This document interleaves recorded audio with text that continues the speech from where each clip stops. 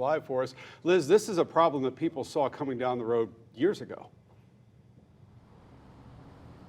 Yeah, well, we told you last week the city of Cape Coral knew back in the 80s that the Mid-Hawthorne Aquifer alone could not support a growing Cape Coral population. Well, neighbors told me today that they were told they'd be connected to city water by the year '08. A recession hit, the project was halted. Flash forward 18 years, and they're paying to dig their wells deeper while waiting to pay even more to connect to city water in the future. Howard Bartell says the only reason his lawn is this lush and green is because of his oak tree, planted nearly 2 decades ago in his grandson's honor. Since he moved into this northeast Cape Coral home in 1999, he and his neighbors have dealt with water supply issues. Pretty much every year. Pretty much every year. You can go to the canal up the road and there's usually a boat sitting in the mud. He is a strict follower of the nearly yearly irrigation moratorium, but has had enough. Oh, I'm done with Cape Coral. A few years, I will definitely be out of here. You think you'll be out of here before you even have to hook up to city water? Hopefully, yeah.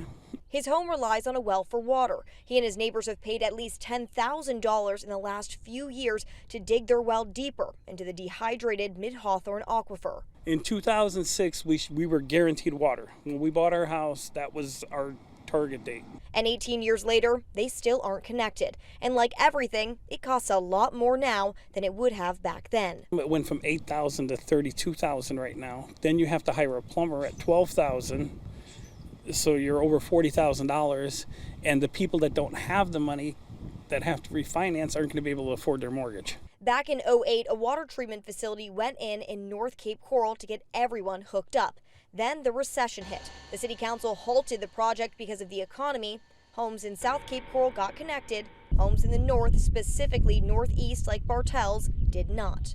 It's a frustration to us because we could have paid cash for it years ago and not had this issue. I mean, we've had issues where we've gone without water for a week when we had to have our well lowered. And it could be another 15 years before some homeowners are able to connect to city water. And Bartell, he understands that it will likely cost more in that time. And you heard him say it, he wants out before then. Now, in less than 30 minutes, a water conservation meeting will be held. Wink reporter Asha Patel and I will be inside and bring you everything from inside, new at 6 and 7. I'm live in Cape Coral. Liz Byro, Wink News.